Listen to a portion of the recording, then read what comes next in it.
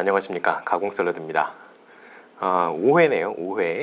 5회 해설 강의를 시작을 해보겠습니다. 문제를 한번 보실까요?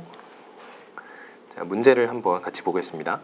문제가 이제 가중학교 교사들의 대화인데, 학습자 간 개인차를 고려한 수업이라는 주제 나왔죠? 이걸 주제로 쓰시면 됩니다. 자, 여기서 글감을 제가 드렸죠. 교육 방법, 교육 과정, 개인차 변인, 교육 평가. 그거의 이제 세부적인 내용들은 이제 제시문에 나올 거예요. 그런데 이제 대충 이런 영역에서 글감이 주어졌다, 이런 식으로 생각을 하시고 넘어가시면 되겠죠. 이 내용은 제가 강의를 했던 교육학 논술 잘 쓰는 법, 그 강의를 보시면 왜 이런 얘기를 하는지 이해가 잘 되실 겁니다. 자, 그러면 이제 논술의 내용이 총 16점인데, 여기서 이제 비교사가 언급한 개인차를 고려한 수업 방식의 모형, 그리고 상위 학습자와 하위 학습자가 수업에서 소외되지 않는 방법을 고려한 차별화 수업 전략 2가지, 그리고 지능 검사의 한계 2가지, 지능이 학업 성취도를 모두 결정하는 것이 아니라는 증거 2가지, 그리고 수업의 효과성 증대를 위한 평가 중에 B교사가 언급한 게 하나가 있고 C교사가 언급한 게 하나 있대요. 그거를 찾아서 특성을 쓰시면 되는 그런 문제입니다. 그래서 이 문제가 이제 어려우실 수도 있는데, 제가 보기에는 아셔야 되는 내용만 넣습니다. 그래서 이제 본격적으로 문제 해설 강의를 시작을 해볼게요. 개인차를 고려한 수업 모형이 개별화 수업을 얘기하는 거죠. 개별화 수업. 그래서 다른 거를 쓰시면 조금 점수를 드리기가 어렵습니다. 개인차를 고려한 수업 모형은 개별화 수업이다. 2번 문제도 사실은 개별화 수업에 이제 같은 맥락에 있는 그런 문제죠. 네, 물어보는 거는 물론 달랐습니다만. 자, 그래서 개별화 수업인데요. 자, 개별화 수업의 의의를 먼저 쓰셔야겠죠? 그죠? 그래서 의의를 한번 봅시다. 개별학습자의 특성을 반영한 수업이 개별화 수업입니다. 간단하게는. 그런데 여기서 이제 여러분들이 좀 주의를 하실 게 있어요. 개별학습자의 특성을 반영한 수업 정도로 간단하게 짚고 넘어가는 되는 문제가 있고요. 개별화 수업을 좀 깊이 있게 물어보는 문제가 나올 수 있습니다. 그런 경우에는 두 번째, 요거를 좀 보셔야 돼요. 자, 개별화 학습의 이제 기본적인 전제가 학습자마다 여러 가지 특성이 있는데, 그 특성이 학습에 영향을 미쳐서 학습 효과성을 조금 변화시킨다. 개별 학습자별로 학습 효과성이 달라질 수 있다. 이게 기본 전제잖아요. 그런데 개별화 수업은 뭐예요? 그러한 학습자의 개별적인 특성이 수업의 효과성에 미치는 영향을 최소화하고자 고안된 수업이에요. 그러니까 학습자의 개별 특성을 어떻게 극대화하는 게 아니고요. 반대로 그 학습자의 특성이 교수 학습에 미치는 영향력을 최소화하는 방향으로 설계가 됩니다. 이게 이걸 혼동하실 수가 있어요. 이거를 학습자가 어떤 뭔가를 잘하면 그거를 극대화시키는 게 개별화 수업의 어떤 그 목적이 아니에요. 학습자가 가지고 있는 특성이 학습을 방해할 때 그 방해하는 요인의 영향력을 최소화하는 게 개별화 수업의 목적입니다. 아시겠죠? 그렇기 때문에 원래 잘하는 거를 더 잘하게 굳이 할 필요는 없어요. 굳이 할 필요는 없고, 학습에 방해되는 요인의 그 영향력을 줄이자. 이게 개별화 수업의 기본 방향입니다. 아시겠죠? 이걸 헷갈려 하시면 안 됩니다. 자, 그러면 개별화 수업의 특징을 한번 보겠습니다. 특징은 학습자 간 개인차를 최소화하는 방향. 이게 제가 지금 방금 말씀드린 그 내용이에요. 개인차가 좋은 방향으로 작용하는 거라면 큰 문제가 없어요. 그런데 방해하는 경우 문제가 된단 말이에요. 그렇기 때문에 그 방해하는 요인의 영향력을 줄이자. 이게 개별화 수업의 어떤 기본적인 설계 방향입니다. 아시겠죠? 그래서 여기서 그 내용이 계속 나와요. 학습자 간 개인차를 최소화하는 거는 개별적 특성의 어떤 부정적인 영향력을 최소화하는 거예요. 부정적인 영향입니다. 아시겠죠? 자, 그래서 이렇게 부정적인 영향력을 최소화하기 때문에 개별화 수업이 효과성, 효율성을 극대화할 수 있는 그런 모형이다. 이렇게 이제 이해를 하고 받아들이셔야 합니다. 아시겠죠? 자, 그러면 개인차를 고려한 수업 모형 중에 대표적인 모형이 ATI 모형이 있어요. 이게 그 적성, 처치, 상호작용 모형이죠. aptitude랑 treatment랑 interaction 한다는 거예요. 예, 그 모형인데요. 이게 이제 대표적인 개인차를 고려한 개별화 수업 모형 중에 하나입니다. 그래서 ATI 모형 같은 경우에는 개별학습자의 적성, 이게 애티튜드죠. 그리고 처치, 적성과 처치가 잘 어울릴 때 그 적성과 처치 간의 적응적 상호작용이 이제 촉진이 된다. 이렇게 전제하는 모형입니다. 그래서 여기서 이렇게 ATI 모형의 의의는 이렇게 쓰시면 되겠어요. 적성에 적합한 교육적 처치를 제공하면 교수학습의 효과성, 효율성이 제고된다는 모형이다. 개별화 수업 모형이다. 이런 식으로 쓰시면 되겠습니다. 자, 이렇게 쓰시고 넘어가고요. 자, 이제 특징을 좀 몇 가지 알아보겠습니다. 이게 개별화 수업 모형 중에도 굉장히 중요한 모형이기 때문에 그 TTTI 모형이라든가 이런 거 얘기하는 거 있어요. 브라이너랑 카헨 이런 사람들이 이제 만들어낸 모형인데 이 TTTI 모형 같은 경우에는 ATI 모형의 응용 버전입니다. 그렇기 때문에 왜냐하면 그 브라이너와 카헨이 쓴 그 논문 자체를 읽어보면요, TTTI 모형을 제일 처음에 발표했던 논문을 열어보면 1페이지 가장 첫 페이지 그 각주에 스페셜 땡스 투 같은 개념으로 이 ATI 모형 얘기를 해요. 크롬바흐 얘기를 한단 말이에요. 그렇기 때문에 ATI 모형이 어떻게 보면 개선 버전이다. 이렇게 생각하시면 되겠습니다. 그래서 그만큼 ATI 모형이 중요하다. 자, 그럼 특징을 몇 가지 볼게요. 자, 특징은 일단은 학습자의 적성에 따라서 반응 양식이 달라진다. 이게 뭐냐면 네, 여기 나오죠. 학습자의 반응 양식이 달라진다. 이게 바로 그 개인차의 특성이 수업에 어떤 영향을 미치는 그 현상을 이제 이쪽에서 얘기를 한 거예요. 그렇게 달라진다라는 게 뭐 이 ATI 모형에서는 그걸 사실로 받아들이고 있죠. 그리고 실제로도 사실이고요. 자, 그래서 모든 학습자가 동일하게 학습 효율이 극대화되는 그러한 교수 양식 또는 교수 방법은 없다. 세상에 그런 건 없다. 그러니까 원 베스트 솔루션 같은 건 없다라는 거예요. 아시겠죠? 그래서 모든 학습자에게 다 효율이 최고로 발휘될 수 있는 교수 방법은 없으니 그럼 어떻게 해야 되겠어요? 학습자의 학습 효율을 최대한 끌어내기 위해서는 모든 학습자의 학습 효율을 최대로 끌어내기 위해서는 각 학습자별로 조금씩이나마 다른 학습 방법을 적용을 해야겠죠. 그게 바로 ATI 모형이 전제하는 겁니다. 그래서 맨 마지막에 보시면 적성에 적합한 교육적 처치를 제공할 때 적성 처치 간 적응적 상호작용이 촉진된다. 이렇게 이제 얘기를 하고 있죠.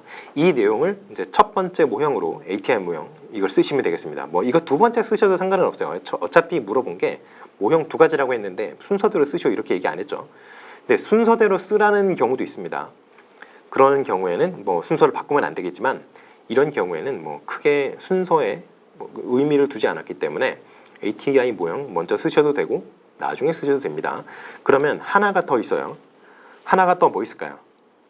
그쵸? 무학년제가 있습니다. 무학년제. 무학년제라는 거는 이제 여러분께서 경험을 아마 대부분 못 해보셨을 거예요. 학창 시절에. 왜냐하면 이게 지금 현재 굉장히 시범적으로 아주 극소수 학교에서 도입이 되어 운영이 되고 있는 걸로 제가 알고 있습니다. 그러니까 이게 전반적으로 퍼져 있는 건 아니라는 거죠. 무학년제라면 뭐예요? 학년이 없다는 거잖아요. 그래서 학년 또는 학년에 구분 없이 개별학습자의 어떤 흥미나 능력 그리고 학업 성취도 등을 기초로 해서 학습 집단을 편성한다는 거죠. 그전엔 학습 집단을 어떻게 편성했어요? 나이를 기준으로 나누잖아요. 뭐 그래서 뭐 빠른 뭐 이런 얘기도 하고 그렇죠? 뭐 생일이 빠른 친구들 요즘에는 또 그런 거 없다고 그러더라고요. 근데 이제 요즘 초등학교는 뭐 근데 그것까지는 제가 잘 모르겠고 아무튼 그거가 입학 시기나 이런 거에 맞물려서 좀 그전에는 계속 뭐 누구의 충고했는데 알고 보니까 1년 늦게 태어났고 그리고 그 친구의 또 친구는 완전히 이제 1년 또 생일도 뭐 느리고 하니까 이제 완전히 뭐 서로 이놈은 그러니까 이쪽에서도 친구 저쪽에서 친구인데 뭐 서열이 개서열이 된다 뭐 이런 서열이 꼬인다 뭐 이런 얘기를 많이 이제 했었는데 요즘은 그런 게 없어서 굉장히 좋다고 합니다. 근데 아무튼 그 학년에 구분 없이 그 학습자의 어떤 능력, 흥미나 학업 성취도만을 가지고 그 집단을 구성하는 거예요. 그러니까 그런 것들이 그러니까 흥미가 비슷한 친구들끼리, 능력이 비슷한 친구들끼리 그리고 학업 성취도가 비슷한 친구들끼리 묶어서 비슷한 내용을 제공해주면 학습 효율이 올라갈 거 아니에요. 왜냐하면 우리가 기본적으로 학교에서 학습 자료를 어떤 친구들에게 맞춘 학습 자료를 줘요. 너무 상위권 학습자나 너무 하위권 학습자에게 맞출 수가 없잖아요. 그러니까 중간에 평균적인 학습자들을 기준으로 해서 학습 자료를 준단 말이에요. 그러면 공부 잘하는 친구들은 재미가 없고 공부 못하는 친구들은 너무 어렵고, 이게 참 어렵죠. 그렇기 때문에 수준이 비슷한 친구들끼리 모아서 학습 자료를 주자, 학습을 진행시키자, 이게 이제 기본적인 무학년제 방향입니다. 그래서 특징을 좀 볼게요. 특징, 학년을 학습 수준으로 표시하지 않는다. 이게 바로 그 학습 내용을 줄 때 학습 내용의 그 난이도라든가 범위라든가 이런 것들을 학년을 기준으로 하지 않는다는 얘기예요. 아시겠죠? 그래서 수준별로 각 과목이나 이제 교육 과정을 수준별로 재편을 해서 다시 편성해서 학습을 운영합니다. 자, 그래서 여기 지금 말했죠, 제가 학습 조직이 이제 능력에 따라 편성이 되는 경우가 대부분이기 때문에 그 능력에 맞춘 교육 과정을 주게 돼요. 무학년제 같은 경우에는. 그런데 여기서 조금 주의하실 게 있는데, 학습 방법은 개별화 학습이 맞아요. 학습자들이 학습을 할 때는 자신에게 적합한 내용을, 적합한 수단을 통해 교육을 받기 때문에 개별화 학습으로 진행이 됩니다. 그런데 학습 조직의 운영이 있어요. 조직의 운영. 이게 뭐냐면 같은 수준, 비슷한 수준의 아동끼리 이제 묶어서 그룹핑을 했을 거 아니에요. 그러니까 우리가 이제 학년에 1학년에 일반, 2학년에 일반 이런 식으로 반 묶는 것처럼 무학년제에서도 이제 수준 비슷한 애들끼리 묶어서 그룹핑을 한단 말이죠. 그룹핑을 했을 때 그 그룹을 운영하는 거, 한마디로 우리가 이제 1학년 일반을 운영하는 담임 선생님 같은 경우 그런 식으로 이제 그룹을 운영하는 그겁니다. 그거는 팀 티칭으로 해요. 왜냐하면 이게 개별 학습이 기본적인 어떤 진행 방법이잖아요. 그런데 혼자서 어떤 행정적인 업무나 이런 것들을 다 처리하려면 굉장히 어렵단 말이죠. 왜냐하면 개별 학습의 특성을 다 고려를 해서 그 그룹을 운영을 해야 되기 때문에. 그래서 학습은 개별 학습인데 학습 조직의 운영, 그거는 이제 팀 티칭으로 하는 경우가 많다. 이렇게 생각하시면 되겠습니다. 그리고 평가는 개별 학습자의 목표에 따라서 이루어진다. 이거예요. 자, 개별 학습자의 그 목표에 따라서 이루어진다고 하는데, 이게 평가의 어떤 요게 좀 특이한 점입니다. 왜냐하면 일단 원칙적으로는 학생 스스로 학습 목표를 결정을 해요. 그러니까 저는 여기까지 공부를 하겠습니다. 이게 제 학습 목표입니다라고 해서 그거를 달성했느냐, 달성하지 못했느냐가 기준이에요. 그런데 그렇게 하면 아이들이 사실 공부하는 걸 그렇게 좋아하지 않죠. 그렇기 때문에 너무 낮은 수준으로 막 학습 목표를, 저는 오늘 덧셈 문제 10개만 풀 거예요, 곱셈 문제 5개만 풀 거예요, 이런 식으로 해버리면 학습 효과가 별로 안 일어나죠. 그렇기 때문에 원칙적으로는 학생 스스로 학습 목표를 결정하는 것이 맞는데, 실제로는 학생과 학부모, 교사 이제 이 3자 간 대화를 통해서 결정을 하는 경우가 대부분이죠. 자, 아시겠습니까? 좋습니다. 그리고 여기서 이제 조직 방법이라고 그랬죠. 여기 의의에서 여기 조직 방법. 이 조직 방법이 뭐냐? 바로 학습 조직을 조직하는 방법이라는 뜻이에요. 아시겠습니까? 자, 이렇게 하고 무학년제를 넘어가면 될 것 같아요. 자, 그래서 지금 ATI 모형이랑 무학년제를 얘기를 했죠.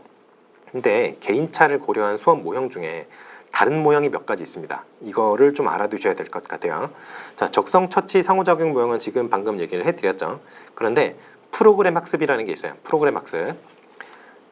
프로그램 학습이라는 게 있고, 그리고 개별 처방식 수업, 그리고 개별 지도 교수법이라는 게 있습니다.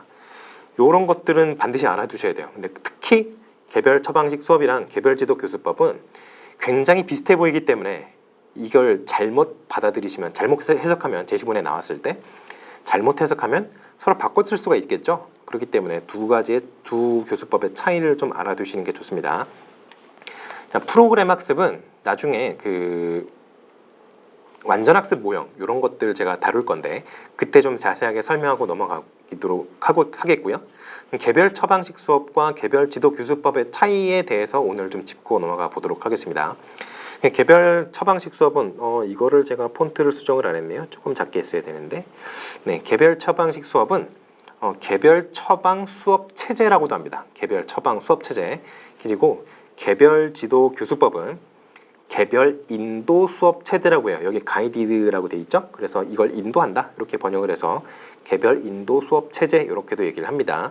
그런데 이 두 가지가 혼동이 되는 이유가 이게 그 수업의 전개 방법이 크게 보면 똑같아요. 크게 봤을 때입니다. 다시 한번 말씀드릴게요. 왜 그러냐?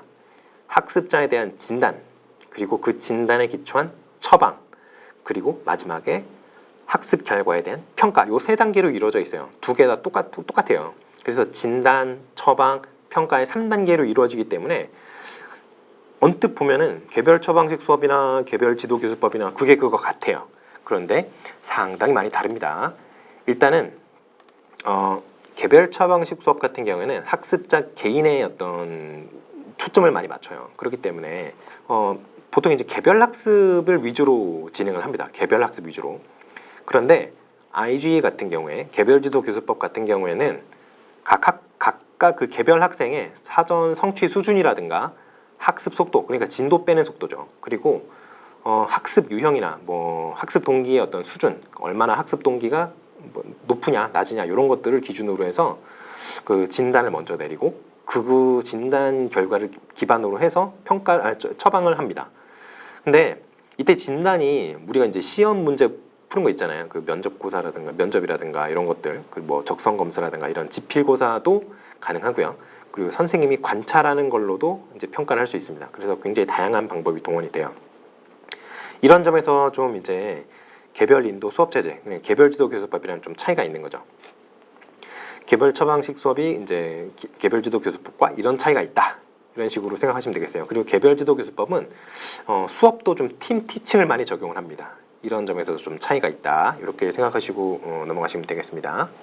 중요한 모형 중에 이제 여러분이 기억하셔야 될 것이 프로그램 학습법이라든가 개별 처방식 수업이라든가 개별 지도 교수법이라든가 이런 게 있다고 말씀드렸죠. 그런데 한번 앞으로 넘어가 봅시다. 앞에 우리가 팀 티칭이라는 거 얘기를 했죠.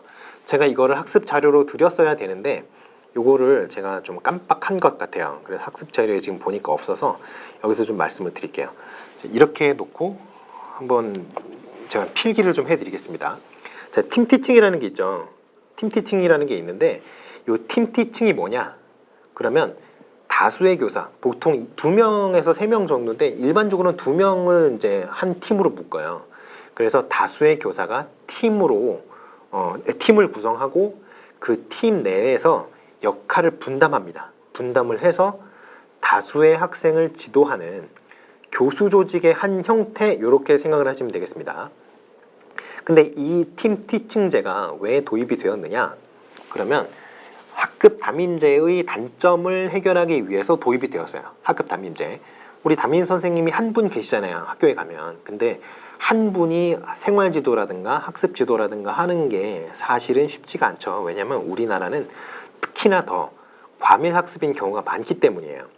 그래서 그러한 단점을, 학급 담임제의 단점을 해결하고자 도입이 된 제도가 팀 티칭 제도입니다.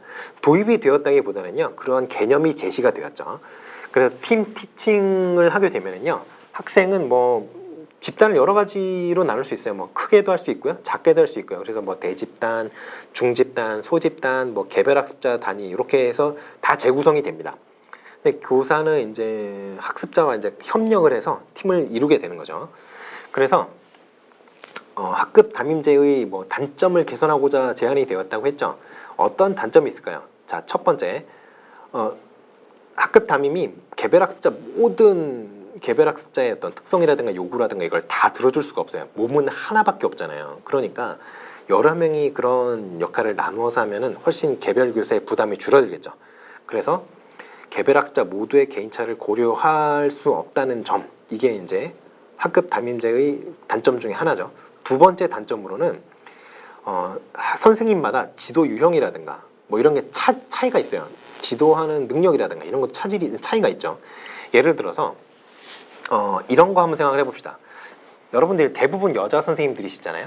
그런데 어릴 때 한번 생각을 해보세요. 여러분들 초등학생 때, 중학생 때 한번 생각을 해보세요. 같은 반에 남자애들 있죠. 남자애들, 얘네들이 얌전하게 공부하는 거 보신 적이 있나요? 거의 없을걸요? 아주 어린 나이의 남자애들은 소리를 지르고 뛰어다니는 게 바쁩니다. 쉬는 시간에. 그거를 하지 않는 남자 학생들 거의 보지를 못한 것 같아요. 저도 그랬고요.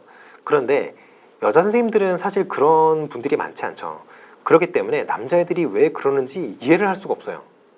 본인이 안 그러니까. 이거를 언제 이해하게 되느냐, 결혼을 하셔서 아들을 키워보신 선생님들이 이걸 이해를 많이 하시더라고요. 아, 얘네는 그거를 하는데 어떤 목적이 있어서 그러는 게 아니라 그냥 그런 거다라고 그냥 이해를 해버리시더라고요. 근데 실제로 그렇습니다. 어떤 목적이 있어서 그러는 게 아니라 남자들 원래 그래요. 소리를 지르고 뛰어다니고 장난치는 게 그냥 그 나이 또래 남자아이들의 어떤 삶의 어떤 목적입니다. 삶의 이유예요. 그걸 할 수 없으면 살 수가 없어요. 그런데 아이를 키워보신 선생님들 중에도 딸만 키워보신 선생님들이나 아니면 미혼 선생님들은 이거를 이해를 못하세요. 미혼 여자 선생님들이 이해를 못하세요. 그러니까 아이를 그거를 하는 게 그냥 뭐 어떤 자기를 괴롭히기 위해서 하는 게 아닌데, 근데 그거를 이해를 못하세요. 그러니까 너 왜 이렇게 시끄럽게 떠들어? 너 왜 이렇게 소리 지르고 뛰어다녀? 하지 마! 이렇게 된단 말이에요. 근데 그렇게 아동들의 어떤 특성을 억압을 하게 되면, 그러니까 아까 말씀드렸죠. 아까 말씀드렸죠는 빼주시고요. 이렇게 아동의 어떤 특성들, 겉으로 드러나는 특성에 억압적으로 태도를 취하게 되면은 아동의 지능 발달에 굉장히 안 좋은 영향을 줄 수 있어요. 왜냐면 그렇게 억압을 하는 게 말로만 억압하겠어요? 그게 자꾸 반복되면은 벌점을 준다거나 요즘에는 뭐 실제 물리적인 체벌은 못하지만 아무튼 예전에는 뭐 물리적인 체벌도 하고 이랬거든요. 그러면 얼마나 선생님이 무섭겠어요. 뭐 선생님만 보면 무섭단 말이에요. 그러면 지능 발달에 굉장히 영향을 줄 수밖에 없습니다. 그런데 이런 것들, 그러니까 남자 선생님이나 아니면 아들을 키워보신 선생님과 그런 경험이 없는 분들이 같이 팀을 이뤄서 그 남자 아이들을 바라보는 관점을 이제 서로 이제 조율을 하다 보면은, 아, 저 아이들은 원래 그렇구나, 이렇게 해서 다양한 관점을 교육에 적용할 수 있겠죠. 그렇기 때문에 팀치팅이라는 게 그런 장점이 있다는 겁니다. 자, 그리고 불특정 다수에 대한 어떤 교육, 이게 획일화된 교육이 될 수밖에 없잖아요. 왜냐하면 일반적인 어떤 개별적인 그 요구라든가 특성이라든가는 다 고려를 하지 않고 그냥 표준화된 수업 내용, 이것만 제공하는 게 이제 우리 이제 표준화된 교육 과정이라고 얘기를 하죠. 자, 그래서 그런 교육적 요구라든가, 그리고 이제 학생의 학습과 생활지도, 이런 거를 할 때 아까 말씀드린 내용과 이제 같은 일맥상통하는 내용인데, 그 지도 유형이라든가, 요거 다시 하겠습니다. 지도 유형을 제가 잘못 얘기한 것 같아요. 팀 티칭이 학급 담임제의 여러 문제점을 개선하기 위해서 도입이 되었다고 말씀을 드렸잖아요. 근데 어떠한 단점이 있을까요? 학급 담임제의 단점, 이거 물어볼 수 있습니다. 담임제의 단점, 첫 번째 뭐가 있을까요? 담임선생님이 한 명, 이건 과밀학급 상황이 이제 일반적인 우리나라 같은 경우에는 한 명이다 보니까 몸이 하나잖아요. 그러니까 개별학습자의 모든 개인차 변인 같은 거를 다 반영을 할 수가 없어요. 그러니까 팀을 이루어서 티칭을 하자, 이게 제안이 되는 거죠. 자, 그럼 두 번째는 뭐가 있을까요? 교사의 자질이나 지도 유형에 차이가 있는 경우가 있습니다. 선생님도 가르치시는 유형이 다 다르죠. 10분 계시면 다 10분 다 다릅니다. 그냥 필기를 잔뜩 하시는 분이 있는가 하면 필기를 전혀 안 하시는 분이 있고요.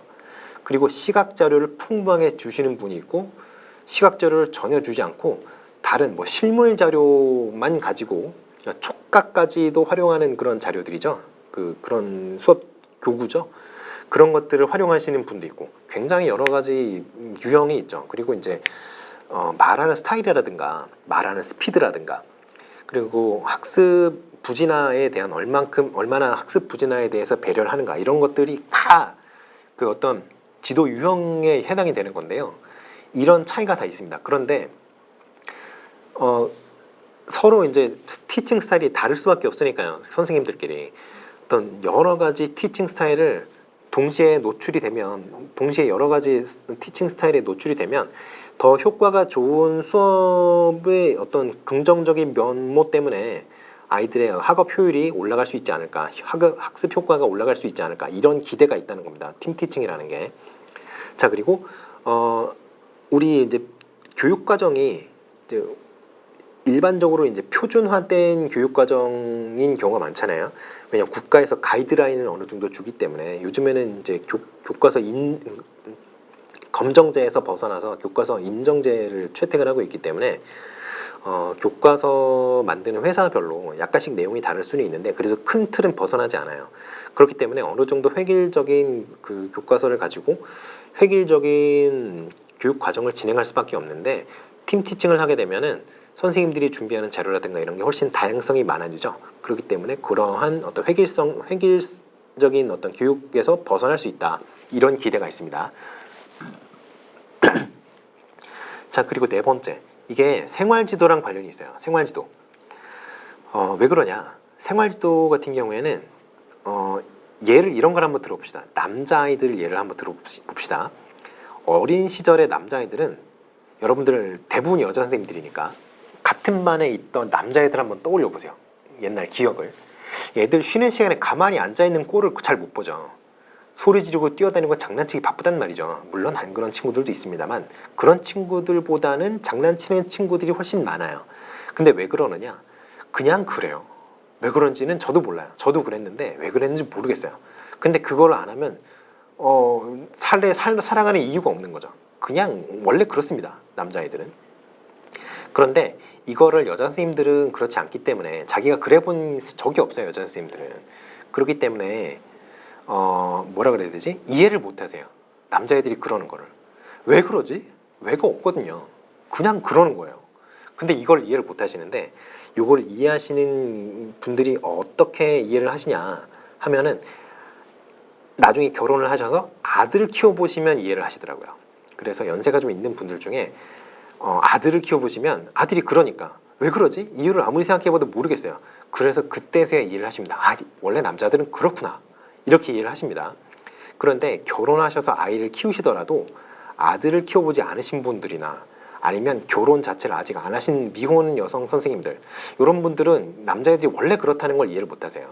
그러니까 그런 남자애들이 원래 그렇다는 시각을 갖고 있는 분들과 그런 시각을 갖고 있지 않은 분들이 같이 팀 티칭을 이루면은, 그런 어떤 남자아이들의 생활 지도를 할 때 그런 뭐 장난치고 뭐 뛰어다니고 이렇게 못하게, 단순히 못하게 하는 거, 너 왜 그래?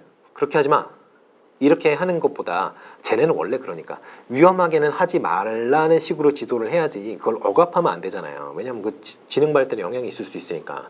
그러니까 단순히 말로만 하지 말라고 해요? 벌점 준단 말이죠. 누적이 되면.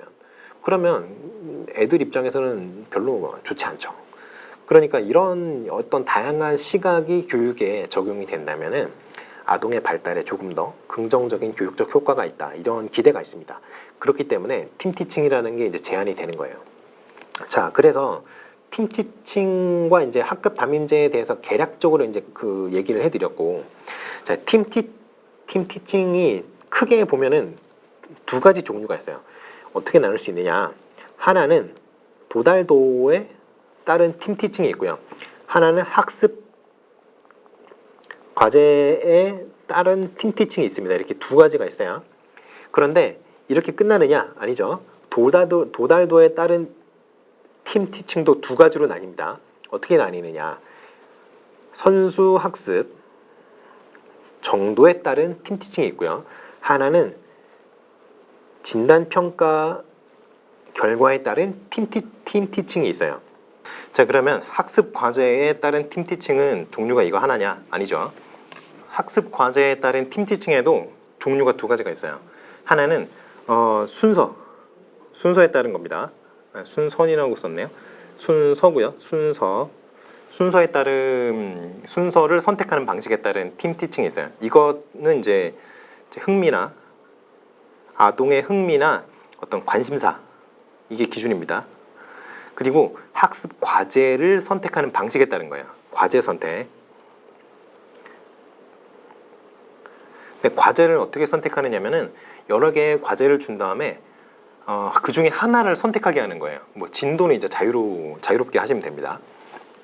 그래서 이렇게 이제 구분이 되는데 팀 티칭의 종류가 그러니까 마지막에 보시면 이게 1번, 2번, 3번, 4번 이렇게 나눌 수가 있죠. 크게 이렇게 네 가지 정도로 나눌 수가 있고요. 팀 티칭에 그 어떤 순서가 있어요. 순서. 이게 절차가 있죠. 절차가 중요합니다. 이게 지도 계획 수립 2단계가 제일 중요해요. 이 지도 계획 단계가 가장 중요한 단계입니다. 그리고 이제 팀 티칭에서는 일단은 교사들이 팀을 이루잖아요. 팀을 이루기 때문에 교사 간의 어떤 협의라든가 사전에 그 수업이 실제로 진행이 되기 전에 사전에 교사 간의 어떤 협의라든가 준비 과정 이런 게 굉장히 중요한데 그 중에서도 가장 중요한 게 바로 이 지도 계획 단계입니다. 지도 계획 단계가 가장 중요하고요. 그 다음에 이제 매체 수집, 작성 이렇게 됩니다. 이 매체 수집과 작성 단계는 이제 실제로 수업에 활용하는 자료들을 준비하는 단계예요. 그리고 자료 준비가 다 끝났으면 실제로 지도를 하겠죠. 지도를 하고 나서 우리 뭐 합니까? 평가하죠. 그래서 팀 티칭은 이렇게 크게 네 단계로 나눌 수가 있습니다. 지도 계획을 수립하고 그 다음에 매체를 수집하고 작성하는 단계, 그리고 세 번째 단계가 실제로 지도를 하는 단계, 네 번째가 평가를 하는 단계입니다. 그래서 이 네 가지 단계가 굉장히 중요해요. 자, 그러면은 이 팀 티칭 같은 경우에는 이제 여기서 이 얘기를 한 번 더 해드려야 될 것 같네요. 이 도달도에 따른 팀 티칭과 학습 과제에 따른 팀 티칭이 어떻게 다르냐, 이게 이제 이게 네 가지로 나눌 수가 있는데 그 중에 더 여러분들이 아마 그 팀 티칭을 구분하실 때는 요걸로 많이 따지실 거예요. 도달도에 따른 팀 티칭이냐 학습 과제에 따른 팀 티칭이냐, 이래서 이 두 가지로 보통 나누시게 될 건데, 이 도달도에 따른 팀 티칭 같은 경우에는 이제 주로 개통성이 강한 교과들 있잖아요. 개통성이 강한 교과들, 뭐 수학이라든가 과학 같은 거 선수 학습이 되어 있지 않으면 후속 학습이 거의 이루어지기 힘든 교과들, 이런 교과들이 이제 주로 도달도에 따른 팀 티칭의 어떤 과목들입니다. 이게 그런 과목이 유리해요. 그리고 이제 예체능 과목들 같은 경우에도 개인 기능들 있잖아요. 예를 들어 뭐 체육교과 같은 경우에는 뭐 물구나무서기라든가 이런 것들, 물구나무서기 하려면 또 여러 가지가 있죠. 뭐 그 준비해야 되는 것들이, 그런 것들 뭐 그 보조자가 있을 때 물구나무서기 하는 거 뭐 이런 것들, 그리고 이제 배를 벽 쪽으로 해서 물구나무서기 연습을 한다든가 뭐 이런 것들이 있죠.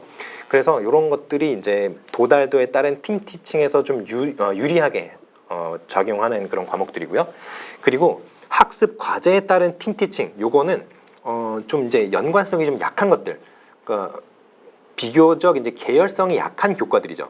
예를 들어서 사회 교과들, 그리고 뭐 초등학교 자연교과 같은 경우에는 그 주제가 좀 따로따로 떨어져 있죠. 그냥 요거 알고 이렇게 바다에 둥둥 떠 있는 솟아 있는 그 섬들처럼 그 특별히 이제 주제 간의 연관성이 크지 않습니다.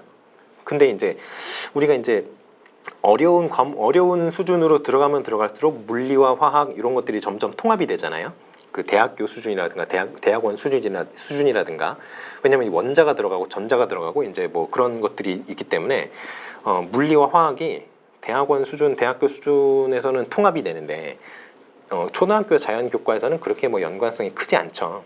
그러니까 이런 것들, 계열성이 비교적 약한 교과들 같은 경우에는 학습 과제에 따른 팀 티칭이 유리하다, 이런 거 정도 생각하시고 넘어가시면 될 것 같습니다. 자, 그렇게 해서 이제 1번 문제와 관련된 내용들을 다 해설을 해드렸으니 다음은 2번 문제로 넘어가 보도록 하겠습니다. 두 번째 문제, 요거는 상위 학습자와 하위 학습자가 수업에서 소외되지 않는 수업 전략을 써라, 이렇게 얘기를 했는데요. 기본적으로는 1번 문제에서 얘기했던 그 개별 처방식 수업의 연장선상에 있는 내용이에요. 그걸 물어본 겁니다. 근데 여기서는 조금 쉽게 가져가 봐라, 점수를 주겠다, 이런 식으로 해서 문제를 낸 거죠. 그래서 하위권 학습자가 누구냐, 이게 우리가 이제 제가 이런 식으로 조금 개념들을 물어보기 위해서 이런 식으로 문제를 좀 냈습니다. 왜냐하면 우리가 하위권 학습자 느낌으로 알잖아요. 공부를 못하는 애. 근데 답안에 공부 못하는 애 이렇게 쓰면 돼요, 안 돼요? 안 되겠죠. 그렇기 때문에 이렇게 좀 명확하게 정의를 할 수 있는 그런 기회를 여러분께 드리고 있는 겁니다. 자, 하위권 학습자라는 거는 수업 내용을 지나치게 어렵게 느끼고 있는 학습자입니다. 이게 왜 지나치게 어렵다? 이게 왜 여기 들어갔는 이 표현이 왜 여기 들어갔느냐 하면 제가 아까 이렇게 말씀드렸죠. 수업 내용을 어디에 맞춘다고 했어요? 중위권 학습자, 평균적인 학습자에 맞춘다고 했죠. 왜냐? 상위권 학습자에게는 상위권 학습자에 맞추면은 그 나머지 학습자, 상위권 학습자가 수가 많아요, 적어요. 적죠. 굉장히 적습니다. 그러니까 그 나머지 학습자들이 굉장히 다 어려워요. 그러니까 상위 학습자에 맞출 수 없어요. 또 하위 학습자에게 수업 내용을 맞춰봐요. 그러면 하위 학습자도 생각보다 수가 그렇게 많지 않습니다. 그렇기 때문에 그 하위 학습자 일부를 제외하고는 다 너무 쉬워요. 그렇기 때문에 수업에 흥미를 느끼지 못하게 되죠. 우리가 그런 얘기 많이 하잖아요. 적당한 도전감이 있는 학습 과제를 제시해야 학습 동기가 향상된다. 이런 얘기를 많이 하는데 너무 쉬워버리면 전혀 도전감을 느낄 수가 없죠. 그렇기 때문에 학습 내용의 어떤 난이도 조절을 너무 어려워요. 그렇게 한쪽에 편향되게 맞추면. 그렇기 때문에 중위 학습자를 기준으로 학습 내용의 난이도라든가 범위라든가 이런 걸 주는데 여기서는 그렇게 평균적인 수준의 난이도 그리고 범위의 학습 내용을 제시를 했음에도 불구하고 그 평균적인 수준조차 따라가지 못하는 학습자인 거예요. 그러니까 수업 내용이 지나치게 어렵다고 느끼는 학습자, 이렇게 정의를 하시는 게 좋습니다. 아시겠죠? 자, 그러면 하위권 학습자의 특징이 여러 가지 있죠. 물론 이제 우리가 사석에서 얘기하는 그런 어떤 공부 못하는 애들의 특징, 뭐 이런 거 우스갯소리로 얘기하잖아요. 뭐 책을 피면 뭐 5분밖에 공부를 못한다, 뭐 이런 것들. 그리고 뭐 책 피고 딴 생각 많이 하고, 책 폈다가 뭐 컴퓨터 켰다가 뭐 이런 요즘에 홍진경 씨가 뭐 그 공부하는 뭐 유튜브 이런 거 하시잖아요.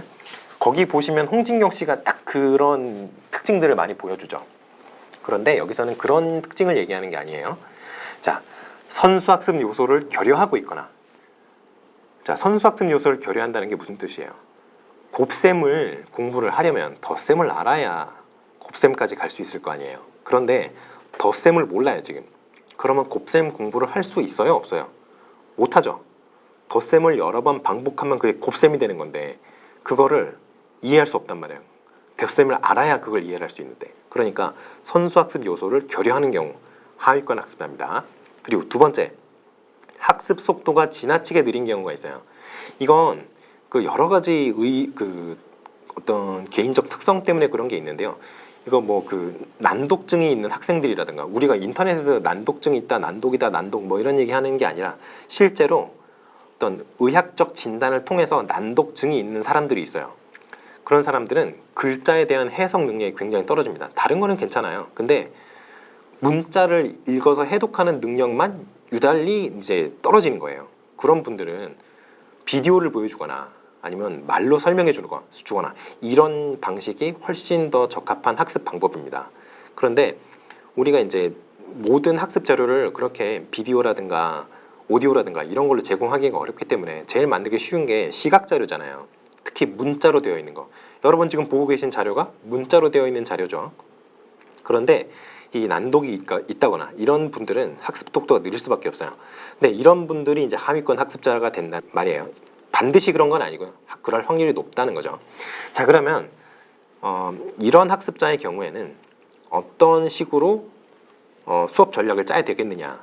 이런 경우에 이제 보충 학습을 해줘야죠. 보충 학습. 근데 이제 두 가지 경우가 조금 다릅니다. 선수학습 요소를 결여하는 경우 수업의 난이도를 조정을 해야겠죠. 전 단계의 어떤 지식이 부족하기 때문에 전 단계, 더 쉬운 단계죠. 그러니까 그 단계로 돌아가서 그 내용을 보충을 해줘야 될 거 아니에요. 그러니까 수업의 난이도를 조정하는 방법으로 보충 수업이 진행이 되어야 합니다. 두 번째, 학습 속도가 지나치게 느린 경우. 이런 경우에는 그 진도 빼는 속도를 좀 바꿔줘야죠. 천천히 가야 될 거 아니에요. 이해를 못하고 따라오질 못하는데요. 그렇기 때문에 수업의 진도를 좀 조절하는 전략이 필요합니다. 자, 그러면 상위권 학습자를 봐야겠죠? 상위권 학습자 봅시다. 상위권 학습자는 동일한 학습 과제를 또래 학생들에 비해 쉽고 빠르게 해결하는 능력이 있는 학습자를 말합니다. 자, 그러면 이렇게 정의를 하면 되겠고요. 특징이 뭐가 있을까요? 특징이 주변에서 아주 공부를 잘하는 친구를 보시면 특징이 조금 이제 느껴지실 수 있어요. 뭐 건방지다 뭐 이런 거 말고요. 자, 요런 특징이 있을 수 있어요. 일상적 과제에 대해서 쉽게 지루함을 느끼는 경우가 굉장히 많습니다. 일상적인 과제가 뭐냐? 난이도가 굉장히 평범하거나 어렵지 않은 거죠.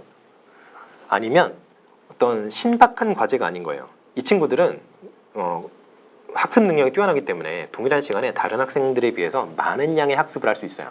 왜냐하면 처리 속도가 빠르니까요. 그렇기 때문에 다른 학생들은 못 본 주제를 이 친구들이 이미 보았을 가능성이 굉장히 높습니다. 그래서 너무 주제가 평이하다거나 이러면은 이 친구들은 별로 그렇게 신기해하지 않는 거예요. 그러면 흥미를 잃을 수 있죠. 그렇기 때문에 이런 일상적 과제에 대해서 쉽게 지루함을 느낀다. 이거를 이제 기본적인 특성으로 생각하시면 되겠습니다. 그러면 이런 친구들에 대한 수업 전략은 어떻게 해야 되느냐? 이거를 하나 쓰라 그랬죠. 자, 그러면 처음에 심화학습을 예로 들 수 있습니다. 우리가 흔히 생각할 수 있는 방법이죠. 심화학습. 이게 쉬우면 더 어려운 거 해봐 이거잖아요. 그래서 심화학습이 뭐냐? 더 어려운 학습 이렇게 쓰시면 안 되겠죠. 자, 이렇게 정의하시면 되겠습니다. 심화학습.